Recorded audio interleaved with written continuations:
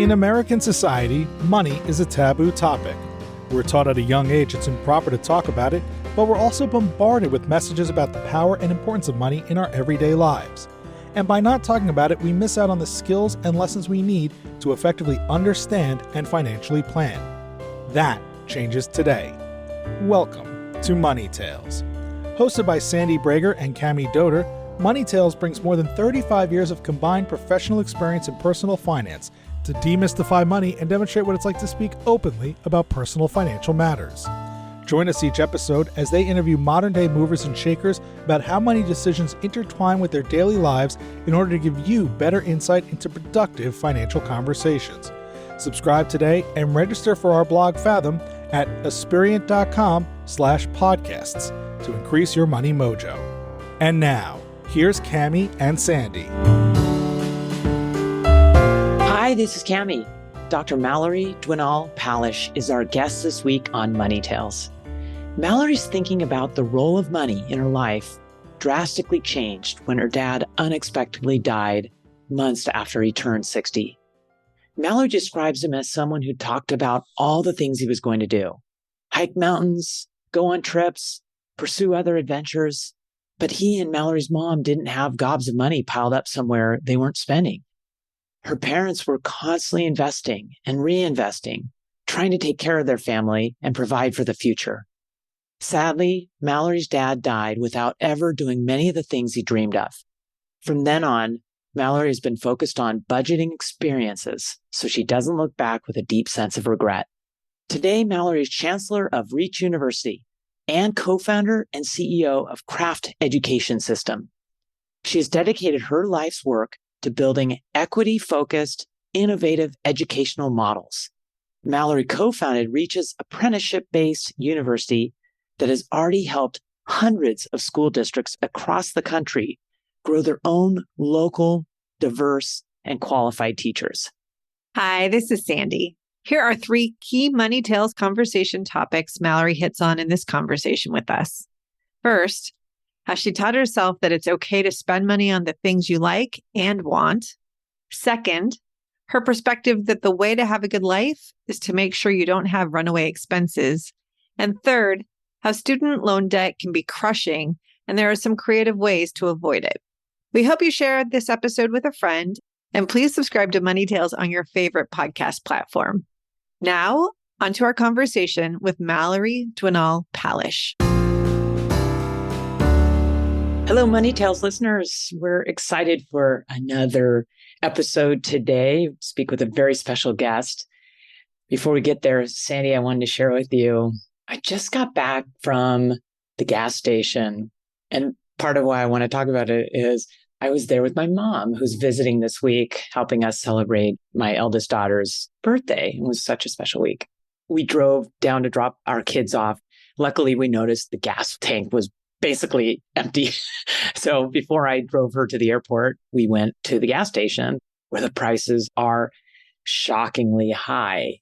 And I just was feeling a little bit guilty because my mom and my dad, they used to drive like a number of miles away to get the lowest gas. It just became a game. And I've still got that in me, but I have a work day. We got things to do. So there had to be this balance between me searching out the lowest price, which there is one, almost 50 cents less a gallon. It's farther away. You have to wait in line. So I guiltily did not have a money conversation with my mom about this other option. The closer one, the more expensive? Did you just go for convenience? Convenience. We had to. It was a time value of money, I guess, decision. But it was one of those, I was feeling guilty getting on Money Tales, not having this money conversation with my mom. I felt like it wouldn't have been a conversation. It might have been a little bit of a lecture. Oh, maybe it was intentional then, subconsciously. I think it was. She didn't say anything. She wasn't paying attention. She saw it, and we're pretty much seeing this in most of the gas stations. So it wasn't necessarily, this one was higher. We were both in shock as the final bill came in. Anyway, on to a great money conversation with our guest today, Dr. Mallory Dwinal-Palisch. Welcome to the Money Tales podcast. Hi there. Great to see you both. Great to see you. Mallory, would you please introduce yourself for our listeners and provide 2 to 3 pivotal moments that really impacted who you are today. Absolutely. So let's see. I'll introduce myself very briefly, since I guess those 2 to 3 moments will do a lot better job of telling more about who I am. My name is Mallory Dwinal-Palisch. I am the Chancellor of Reach University, which is an apprenticeship-based university for teachers. And then I am also the CEO of the Craft Education System, a data layer that manages apprenticeship degree reporting. A couple of moments from my lifetime that have been pivotal in how I think about the world all kind of lead me back to the job I have today. I think about it in 3 chapters. I think the first would be my time in K-12. My second would be my time in higher ed. And then the third would be my life in the working world. So starting with K-12, K-12 was a time for me that felt really easy and joyful and probably should not have had it not been for the sacrifices of many other people. Right as I was going into preschool, my parents lost everything in the Mississippi River floods and were bankrupted and homeless and had to completely rebuild.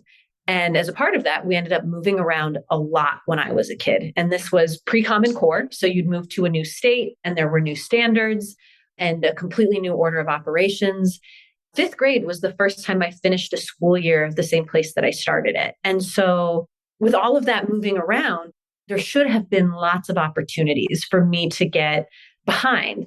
But I think both between my parents' sacrifice and having these incredible teachers who felt like education was going to be the ticket to a better life for any of their kids and for all of their students, had really incredible educators in the public school system work really hard to catch me up and to make sure that I was always on track or ahead of track. And so that was sort of where my first thinking about what it would mean to live a good life and what mattered to me really came in, was reflecting on how much was given to me in that K-12 space. I'd say the second chapter of life came with higher ed, where I got into higher ed. At each stage, I really struggled. My first semester at college, and then eventually my first semester of graduate school. And a lot of it was attributed to, I had come from a system where there's a lot of focus on memorization, a lot of focus on rote repetition. At the end of college, I'd been an economics major, and that actually played pretty well in the econ degree. Actually taught me very little about how to manage my own money, but a story for a little later on, I guess. When I got to my PhD program, I won a Rhodes Scholarship that paid for me to do my PhD at Oxford. And when I got there, I really struggled. This idea of going from sort of being a good student means being good at regurgitating and getting the same answer as your teaching assistant or your professor, to actually having to be a novel contributor and a thinker. Realized that there were all of these higher order skills that had been sort of implicitly and piecemeal taught to me over the years, but never structurally and systematically introduced. And that catalyzed for me this idea of, it's not just enough to give kids a good education, but a good education has to be something that assumes they're going to have to go out and work in the messy open world where they can't just copy and paste and repeat what they've been told. They're going to have to learn how to think for themselves and to create and to hold that. And then the third and final chapter, I would say, has been my working life. So with the exception of a few years of teaching in the classroom, my entire working life has been entrepreneurship in education. So first starting and running a charter school, and then after that, starting and running this university and this data company. The layering into that progression from just needing solid fundamentals in K-12 to having to learn how to deal with critical thinking and open-ended problem solving in higher ed. The third chapter of my development, I think, has really been focused on managing the risk and the uncertainty. There's no such thing as waking up and feeling like I got an A today and I can go home and everything's done and it's all complete. But instead, moving through the world, not knowing if things are going to be okay for weeks and months and sometimes years at a time. And how do you go out there and continue to give your best, not really sure what it's going to mean for your personal or financial future on any given day? Wow, I love the orientation, and the chapters really helps even for us to segment and dive into your life. And I really appreciate how you think about it. Let's go back to chapter 1. We'd like to understand a little bit further the conversations that our guests, and for you, what were you having around money in your home? You talked about your parents, their sacrifices, what they went through. I mean, I can't even imagine losing everything, being homeless, all this moving that you experienced. How are you all talking about money or them demonstrating aspects of money and relationships with money? The amazing thing about my parents is that was only the first of the second time that they lost everything. As I was a freshman in high school, our family's home burned down. And it was at a time when my dad had been away because he'd had a major back surgery and so wasn't necessarily in his normal workflow or anything like that. And so I think for my parents, there was this really strong emphasis that I still see. My mom still runs their company today. And this emphasis on cash flows and on living sort of day to day, making sure things work. What that always meant was not necessarily having trust in complicated instruments or tools. And not because they weren't smart, but because they knew like liquidity was going to be king. They had this assumption of, no, we know exactly how those tools work. My mom worked briefly for Merrill Lynch and had this very clear understanding of how these tools work. But this idea of those are a luxury for when you have fungible expenses, when you have a lot of disposable income, which is not something that my parents assumed would be the case growing up. So most of my childhood was watching them, and they were very explicit in teaching these lessons around you only buy used cars. Your cost per mile on your car should be below 5 cents by the time you add in all of the expenses for maintenance and everything else. And it was just very much focused on this idea of the way you have a good life is by making sure that you don't have runaway expenses, because you can never assume that the top line will always be good. All you can do is control what comes out of it on your way to the bottom line. And that was always their focus.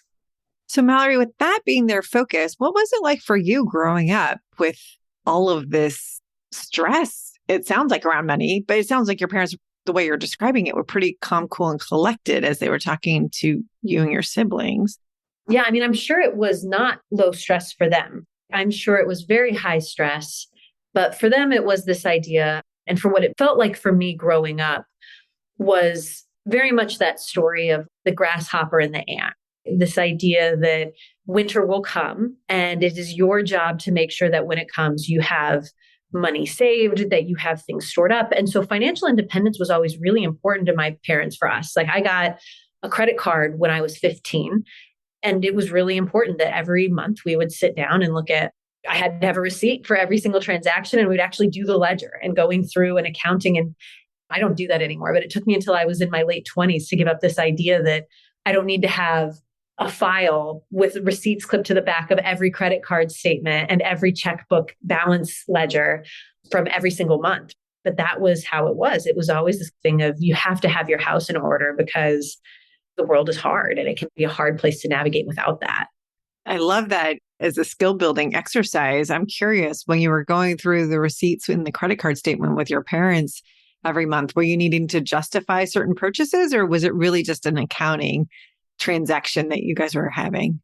We had been raised by parents who were so thoughtful in how they talked about money every step of the way, about what you do and don't spend money on, and not wanting to let them down. I think very rarely was there ever a need to justify expenses because I felt it along the way. I don't want to go spend money on this. I don't want to go do this. And so it was more of just this conversation and this accounting of, I had a job when I was in high school of how much money came in. Do you notice that your entire shift was required to fill up your 1986 used Honda Accord's gas tank? What does that mean? What does that tell you? And it was always used as this instruction for life can be really expensive, even when you're not living lavishly. I do think it created this over conservatism around fearing. Like I didn't ever have to spend time justifying how I spent money, but in ways where now I think that might have been its own problem. Maybe there should have been more conversation about it's okay to spend money on things that you like and that you want. How'd you get comfortable with that, Mallory? It's a really hard, sad lesson, honestly, which is that for my dad, he never got to go to college. And so us getting an education was sort of always his justification for all of the self-denial for years, right? I won't do these things. And then my kids will go to school. And then after that, then I will get my chapter. And when I was graduating business school, which was my last, I did my PhD first, and then I went to business school. like 2 weeks after I finished business school, about a month after my youngest sister finished college, my dad just died unexpectedly at 60 years old, just months after his 60th birthday. And I think it was this really sad thing of realizing there had been so many years that he'd talked about all of the things he was going to do, how someday he was going to hike this mountain or going to go on this trip. And he never did any of those things. It's hard because on the one hand, my parents had to make a lot from a little. My dad died at a time where my parents ran a construction company together and died coming out of sort of the aftershocks of the 2009 financial crisis, which hit the construction market really hard.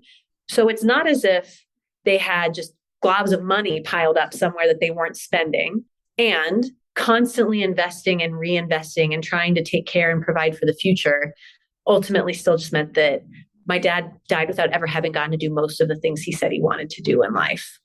And so observing that has had an impact on you. Yeah. Bring that to life for us. What were you noticing you were doing differently after learning that lesson? I think it's a lot more of taking vacations, spending money on things that might seem frivolous.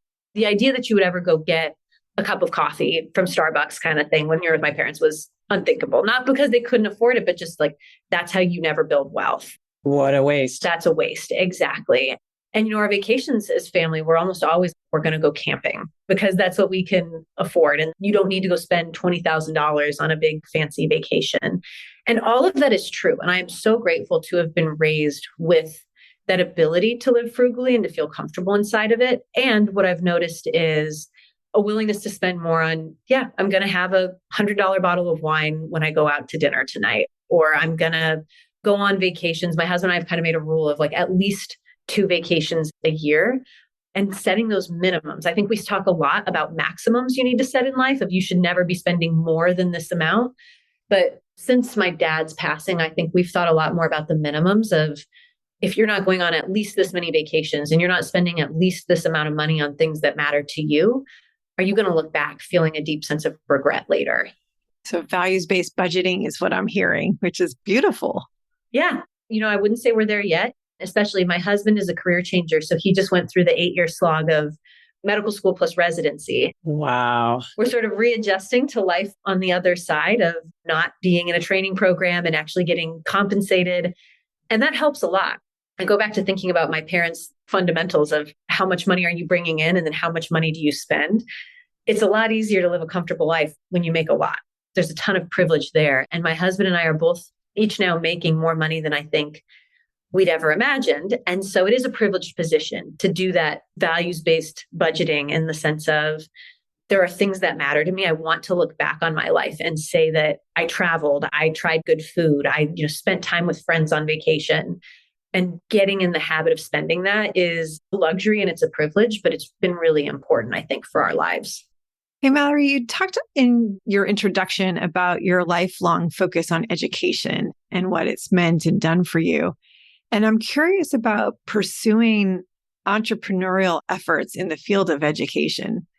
Tell us about that, because oftentimes I think when people hear about educators and that system, the financial aspects seem kept in an opposite way of what you were just talking about, of the minimums you were setting for some of your spending and the way you're living your lifestyle. How are you approaching that as an entrepreneur? As much as I would sit here and just say that again, that I wish for my parents they'd spent more money when I was growing up, the fundamentals taught there about spending less money actually opened up the opportunity for entrepreneurship for me. So between, my parents plus scholarships and aid helping with undergraduate, and then I won some really generous scholarships that paid for all of my graduate school. And then what was left of living expenses, I was able to cover through, when I was in Oxford, I worked as a bartender. When I was at Harvard, I lived in the freshman dorms and got free room and board by being sort of a proctor to the freshman students. And so between those combinations of things, it was pretty lean, right? When I was in my PhD program, there were like 8 of us living in a house that I don't even know if it's still standing anymore, and was living off of a lot of like rice and potatoes. But it did mean that I graduated from school with no student loan. Fantastic. And that is a huge opportunity. And I think about how much that made possible. I was coming into the world as an entrepreneur at 28 years old by the time I finished all of the grad school and everything else. And I had no student loan debt. I didn't have any kids I had to take care of. I was just living run rate. And I wasn't necessarily saving any money, but I felt convicted of, I knew I wanted to be an entrepreneur and maybe I wasn't saving what I wanted, but this was my chance to take that swing. When I didn't have kids, I didn't have a mortgage, I didn't have anything else. It's been really hard. The hard thing about entrepreneurship is you miss a target at work and suddenly you can't pay your rent at home. There is that bleeding between those worlds. And that was really painful. But being in a situation where what it meant to make ends meet was much more manageable than if I had $2,000 monthly student loan payment or kids to take care of, et cetera. You talked about education in the States, a lot of focus on memorization. Then you go over to Oxford, you're required to really process and apply, not just memorize. And then you alluded to maybe some missed opportunities in our education system around money. I'm curious, through your education, whether it's just US and the Oxford style or just in general, where do you think you learn the most around money? And what can we do as a society to infuse our overall learning to incorporate financial and money learning? I think what's hardest for me is where I learned the most about money was never in school, right? It was outside of school, which is especially challenging when you consider the fact that I was an econ and finance major and then got my MBA. It's interesting. A friend of mine from business school has actually started a personal finance startup, of which I'm a customer. And the reason she started it that I thought was so important, I'll get back to your question of, so where should we be teaching it, is she was saying, like, I would see all of these people who seemed so confident with money. And when it came to dealing with companies' wealth, they had gone and learned all about financial instruments and how to do all of these other things. But when it came to their own money, for as much as they might have a general sense of, I should be saving a lot, I should be doing these things, had no idea what sort of tax privileged accounts they should be looking at, what other sorts of financial instruments they should be going after, if they had the right structure in their portfolio, if they were saving enough or not.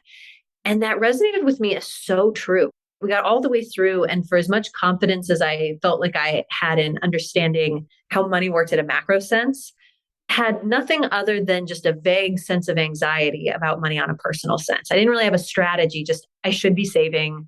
I should be saving enough that I could someday retire. But what that meant, how much that meant, if I was doing it right, if I was making my money work the hardest, no idea. And so I think that I'm hesitant because on the one hand, I've seen schools implement financial literacy and it turns into classes where kids just sort of zone out as someone tries to teach them how to fill out a check. It doesn't actually teach them anything. So do schools need to teach kids how to deal with finances? I think so. Would I tomorrow, if I could, go pass legislation mandating it? Absolutely not. Because the gap between what people should do and a school actually knowing how to do that well, I think is wide. And I really don't know how you do it other than get out there. And where I learned the most was getting a credit card at 15 and having to pay it off and having to see what happened. And then when I learned the second most has probably been now as an adult who for the first time in her life has disposable income and feels like a fool every day of I don't know where to invest this or how to invest this, but I can go find people who do. I think it's critically important, but how people learn about that, I don't know how I feel about our school system's ability to teach it. It's interesting when you were sharing about your experience growing up with education. I was putting the financial education lens on it.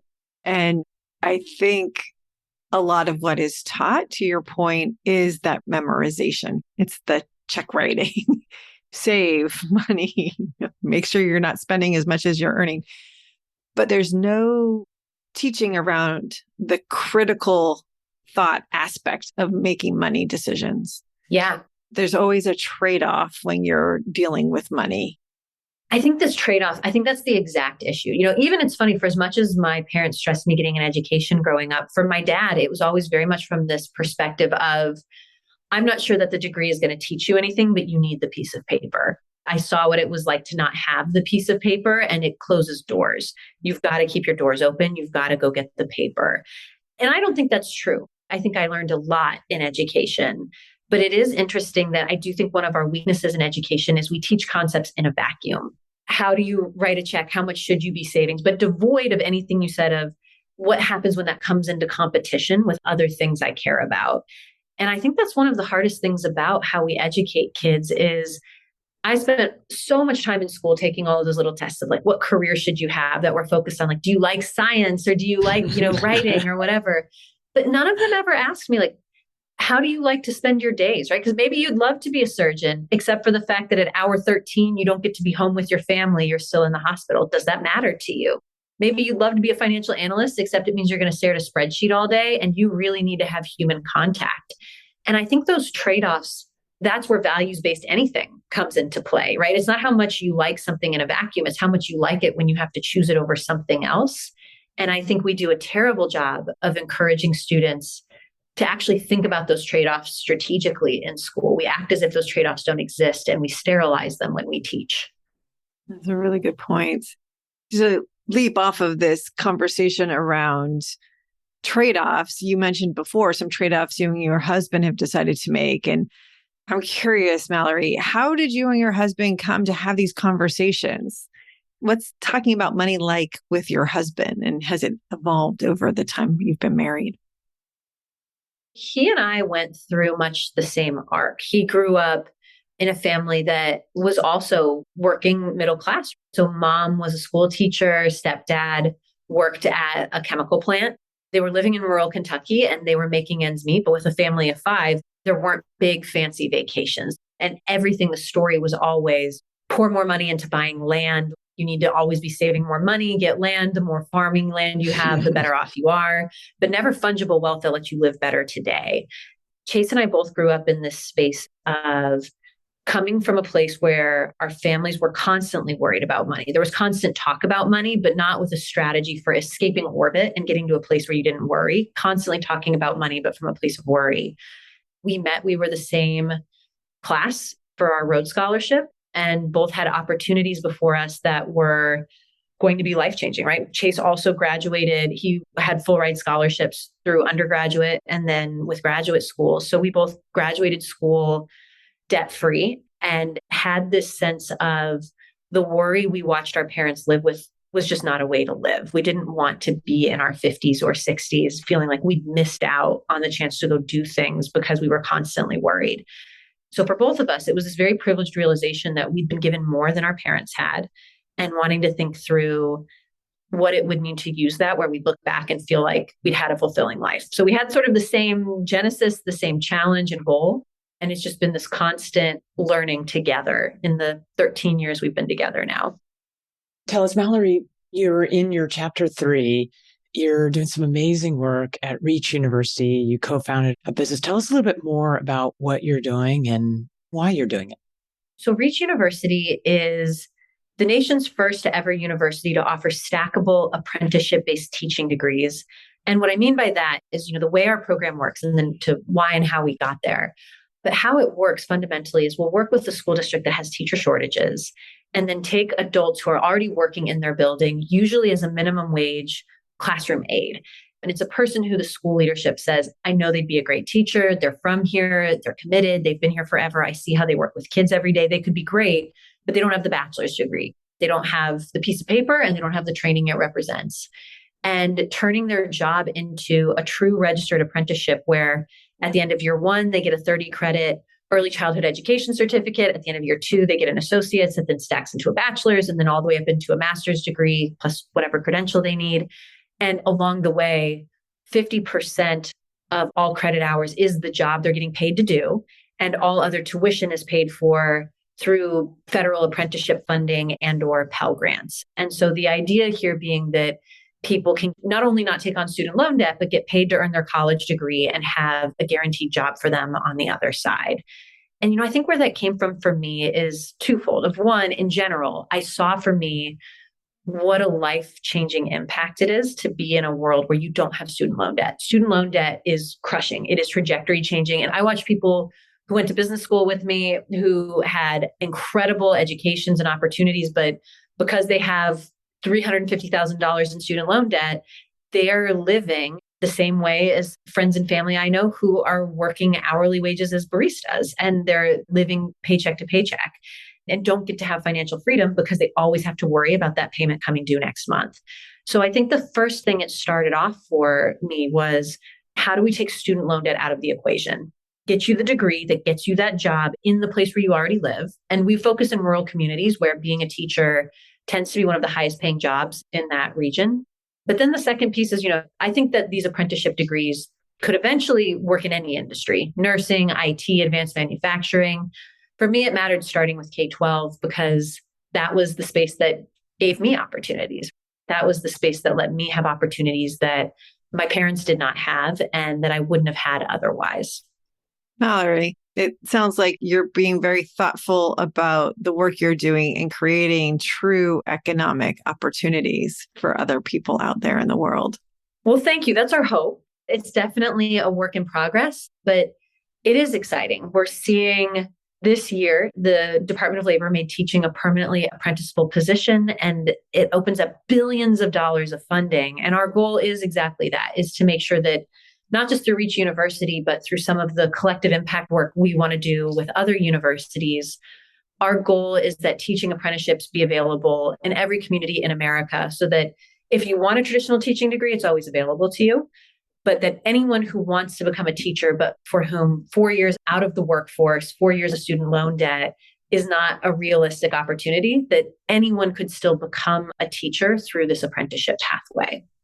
Mallory, it's been a lot of fun talking to you about money. What's your next money conversation going to be, and who's it going to be with? As mentioned at the beginning of this, realizing that I didn't have a strategy for money, and that a friend of mine from business school has started her own startup that focuses on helping individuals really understand in layman's terms, what does it mean to work strategically with the values you have?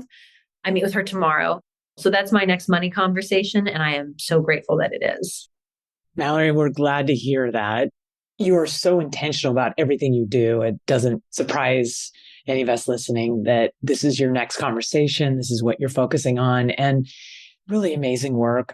I just think this idea of apprenticeship degrees for other industries and trades is so powerful. And I look forward to staying in touch, and we all do, and watching you help pioneer this. And thank you in the meantime for joining us on Money Tales. Thank you so much. Thanks for having me. Thanks for listening to the Money Tales podcast. If you've enjoyed this episode, share it with someone you think would benefit from listening. And leave us a review on your favorite podcasting platform. Your ratings and reviews help more people find our podcast. If you're inspired to gain clarity and peace of mind about financial matters, don't hesitate to reach out to our team at Aspiriant. Go to aspiriant.com/start a dialogue. Or you can email Sandy and me at podcasts@aspiriant.com. See you next time.